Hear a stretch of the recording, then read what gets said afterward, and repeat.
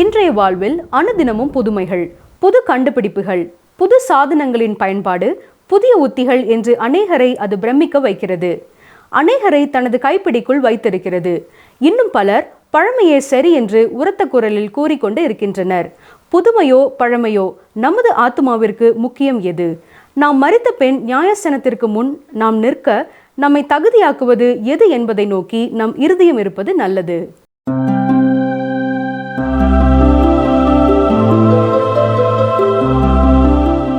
கர்த்தருடைய பரிசுத்த நாமத்திற்கு மகிமை உண்டாவதாக. அன்பானவர்களே, தானியேல் தீர்க்க தரிசன புத்தகத்தை கற்றுக்கொள்ள தொடர்ந்து எங்களோடு இணைந்து வருவதற்காக உங்களுக்கு நன்றி கூறுகிறோம். உங்களுக்காக, உங்கள் குடும்பத்திற்காக கர்த்தரை துதிக்கிறோம். கடந்த நிகழ்ச்சியில் தானியேல் 8ஆம் அதிகாரம் 10ஆம் வசனம் வரை நாம் சிந்தித்தோம். இன்று 11ஆம் வசனம் முதல் அந்த அதிகாரத்தின் முடிவு வரை பார்ப்போம். தானியேல் 8ஆம் அதிகாரம் 10ஆம் வசனத்திலே அது வானத்தின் சேனை பரியந்தம் வளர்ந்து அதன் சேனையாகிய நட்சத்திரங்களில் சிலவற்றை பூமியில் விழப்பண்ணி அவைகளை மிதித்தது என்று வாசித்தோம். இந்த வசனம் நாம் விளங்கிக் கொள்ள கடினமான ஒன்றாயிருந்தாலும் இதற்கு கொடுக்கப்படுகிற இயற்கையான விளக்கம் என்னவென்றால், இந்த அந்தியோகஸ் எபிபனஸ் தேவனையே சவால் விட்டவனாகவும் எருசலேமையும் தேவாலயத்தையும் கைப்பற்ற அனுமதி பெற்றவனாகவும் காணப்பட்டான். இந்த யுத்தத்தில் பிசாசுகளும் தேவ தூதர்களும் போராடினார்கள் என்று கூட சொல்லலாம்.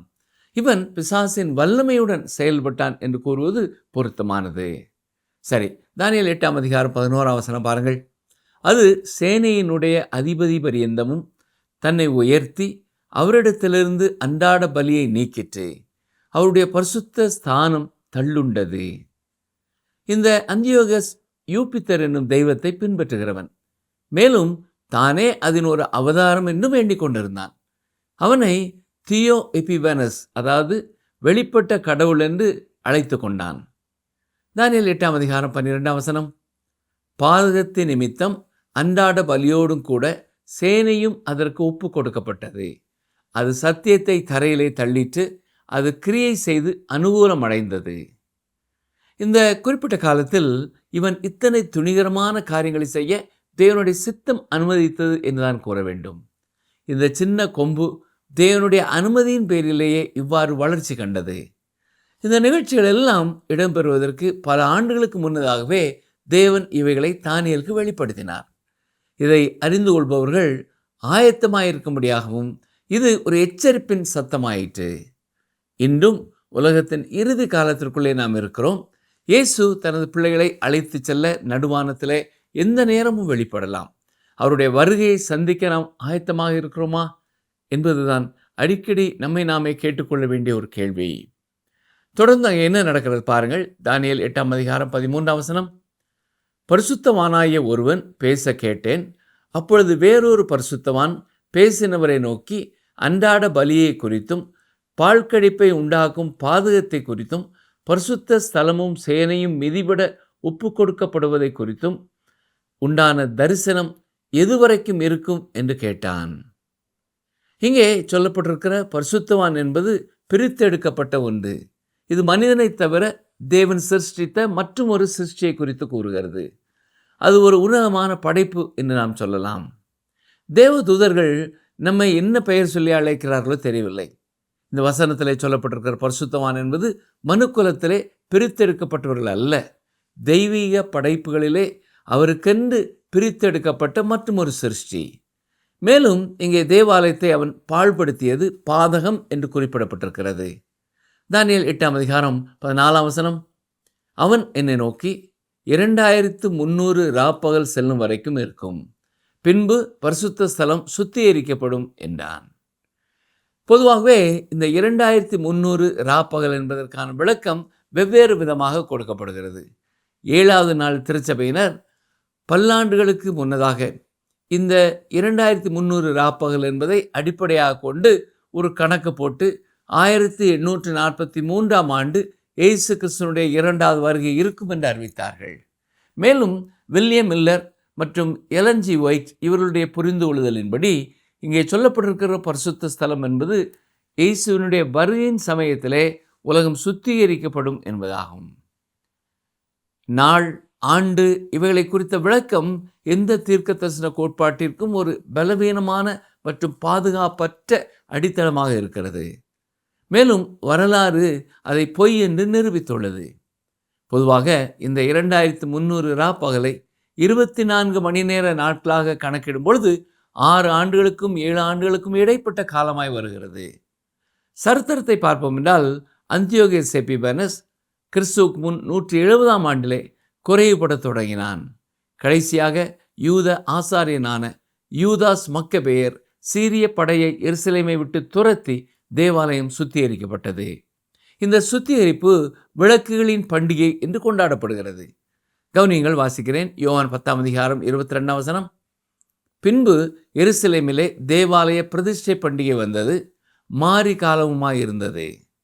இங்கே சொல்லப்பட்டிருப்பது இந்த சுத்திகரிப்பின் நாளை நினைவு கூர்ந்து, அதாவது அந்த மறு பிரதிஷ்டை நாளை நினைவு கூர்ந்து இயேசு கிறிஸ்துவின் காலம் வரை மக்கள் அதை ஒரு பிரதிஷ்டை பண்டிகையாக கொண்டாடி இருக்கிறார்கள்.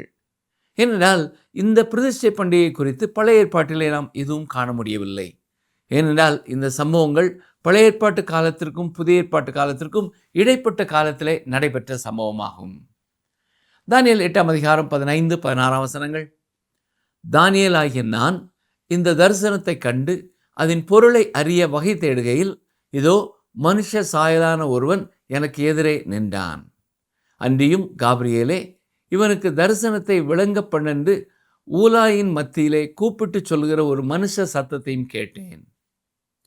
தரிசனத்தை கண்ட தானியேல் திகைத்து கொண்டிருந்த பொழுது தரிசனத்தின் அர்த்தத்தை விளங்கிக் கொள்ள வேண்டுமே என்று வாஞ்சியோடு இருந்த பொழுது காபிரியேல் தூதன் அங்கே காணப்படுகிறான்.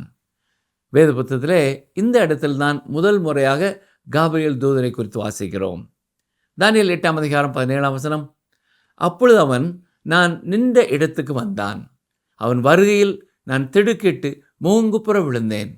அவன் என்னை நோக்கி, மனுபுத்திரனே, கவனி, இந்த தரிசனம் முடிவு காலத்துக்கு அடுத்தது என்றான். காபிரியேல் என்னும் தூதன் தொடர்ந்து கொடுக்கும் விளக்கத்தின் மூலமாக இந்த அந்தியோகஸ் எபிபனஸ் வரப்போகும் அந்தி கிறிஸ்துவுக்கு ஒரு சிறிய மாதிரி என்பதை நாம் புரிந்து கொள்ளலாம். 17 கடைசியிலே பார்ப்பீர்கள் என்றால் இந்த தரிசனம் முடிவு காலத்திற்கு அடுத்தது என்றான் என்று வாசிக்கிறோம். சரி, தானியேல் 8:18.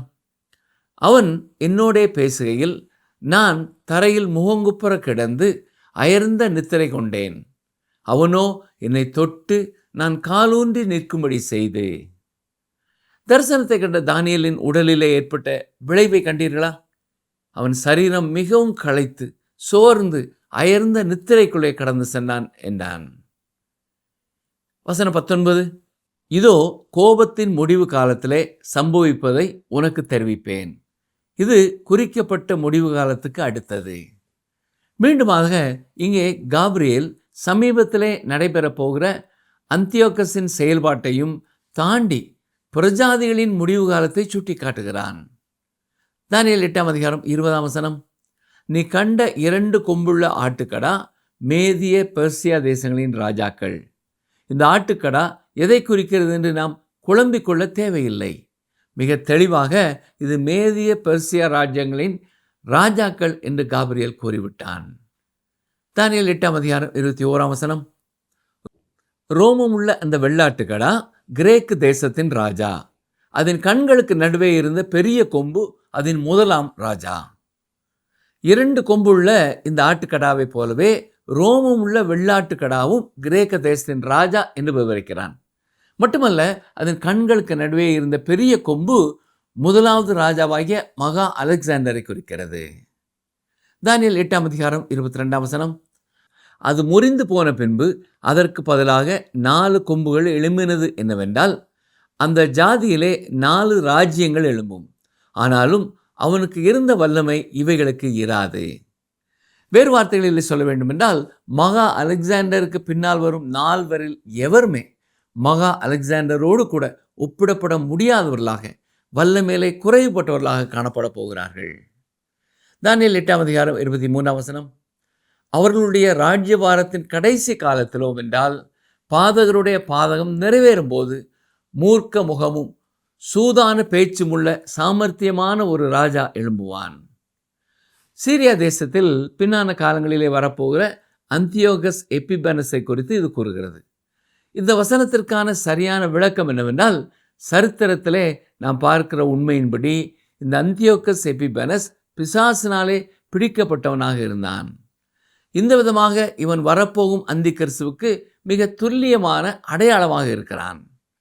ஆண்டவராய் இயேசு கிறிஸ்துவும் இவனை குறித்து இவ்வாறு கூறியிருக்கிறார். கவனியங்கள், வாசிக்கிறேன். மத்தேயு 24:24.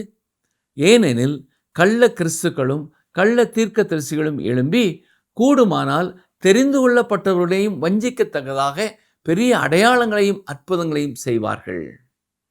இந்த அற்புதங்களையும் அடையாளங்களையும் எந்த வல்லமையினாலே செய்ய போகிறான்? பிசாசின் வல்லமையினாலே அவன் செய்ய போகிறான். சரி, தானியேல் 8:24. அவனுடைய வல்லமை பெருகும், ஆனாலும் அவனுடைய சுய பலத்தினால் அல்ல, அதிசயமான விதமாக அழிம்புண்டாக்கி அனுகூலம் பெற்று கிரியை செய்து பலவான்களையும் பரிசுத்த ஜனங்களையும் அழிப்பான்.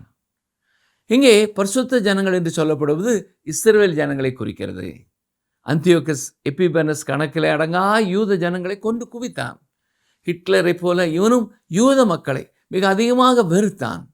என்றாலும் அவன் வரப்போகும் அந்திகிறிஸ்துவுக்கு சிறிய மாதிரியாகத்தான் இருக்கிறான். ஆனால் அந்திகிறிஸ்துவை குறித்து சொல்லும் பொழுது வெளிப்படுத்தின விசேஷம் 13:7 இவ்விதமாய் சொல்லப்பட்டிருக்கிறது. கவனியங்கள், வாசிக்கிறேன். வெளிப்படுத்தின விசேஷம் 13:7. மேலும் பரிசுத்தவான்களோடே யுத்தம் பண்ணி அவர்களை ஜெயிக்கும்படிக்கு அதற்கு அதிகாரம் கொடுக்கப்பட்டதும் அல்லாமல் ஒவ்வொரு கோத்திரத்தின் மேலும் பாஷைக்காரர் மேலும் ஜாதிகள் மேலும் அதற்கு அதிகாரம் கொடுக்கப்பட்டது.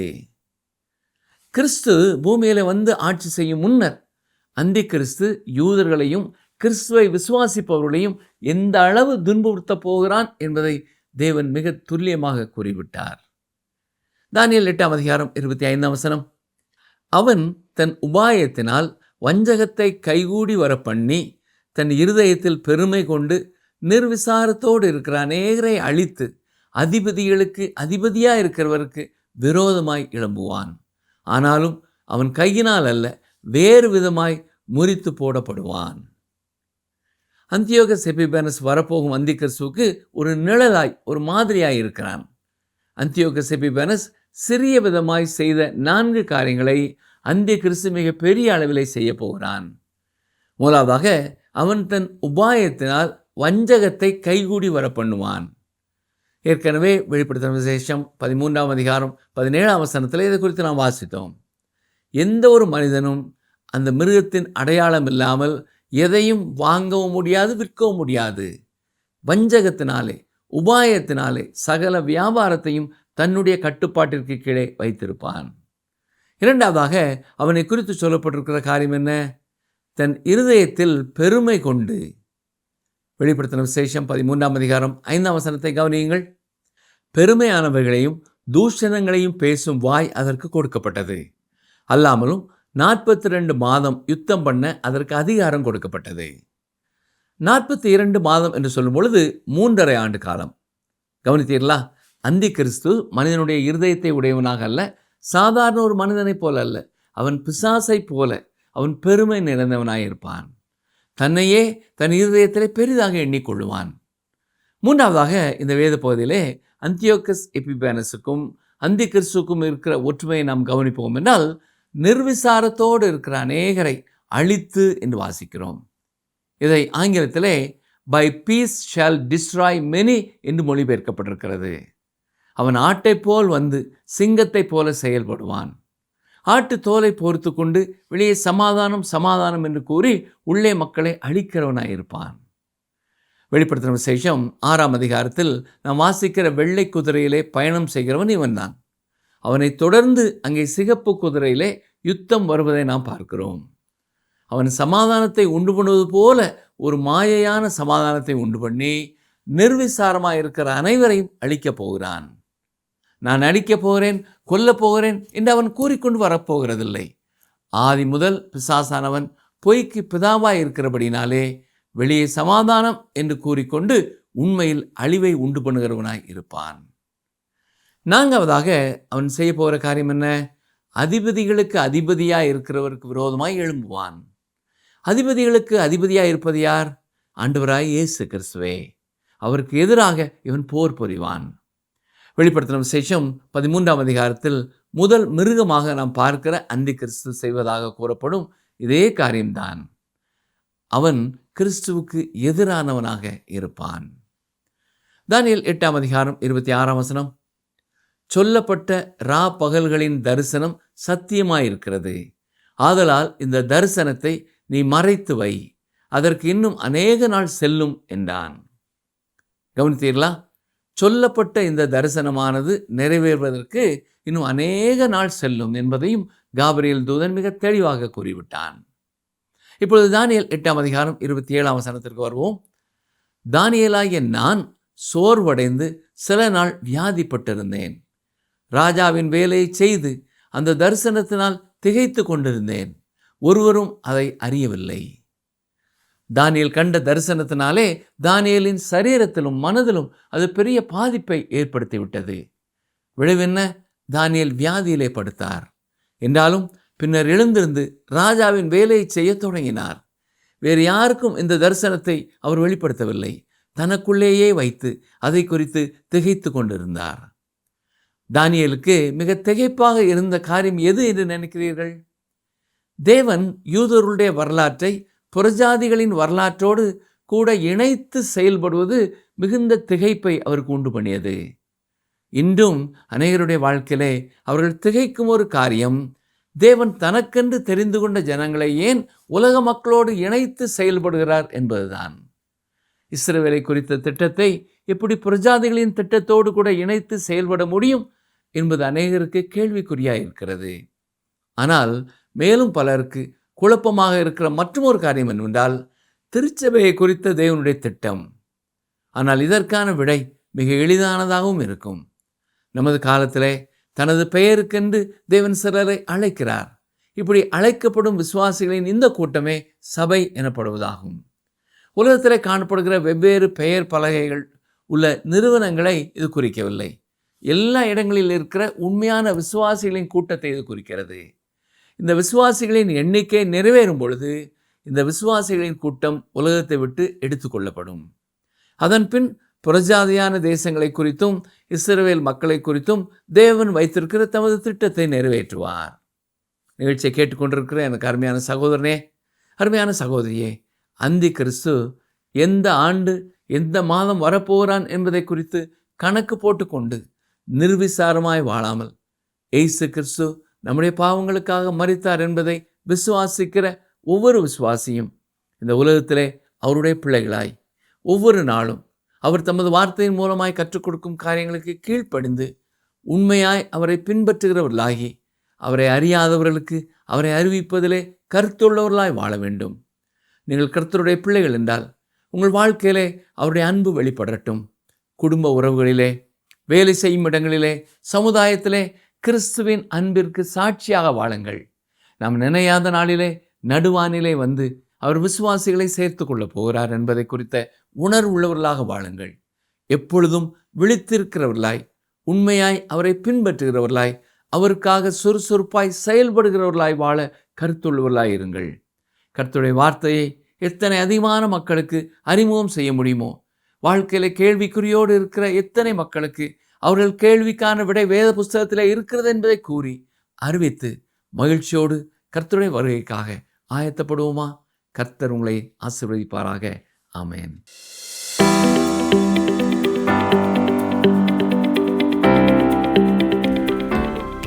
பரிசுத்த ஸ்தலம் எப்போது சுத்திகரிக்கப்படும்? பரிசுத்த ஸ்தலம் எப்போது சுத்திகரிக்கப்படும்? ஆப்ஷன் ஏ, ரகசிய வருகையின் போது. ஆப்ஷன் பி, உபத்திரவ காலத்தில். ஆப்ஷன் சி, 2300 ராப்பகல் சென்ற பின்.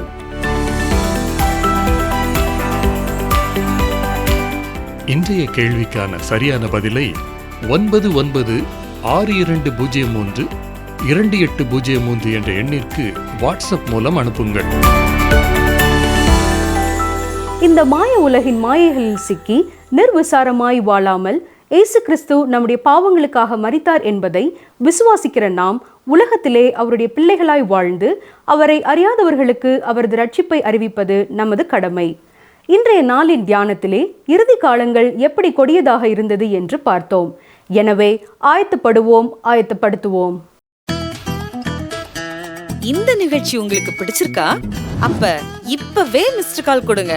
பரிசு வெல்றது நீங்களாவும் இருக்கலாம்.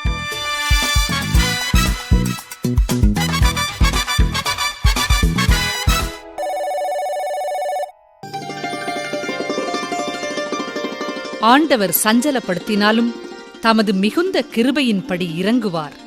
புலம்பல் 3:32.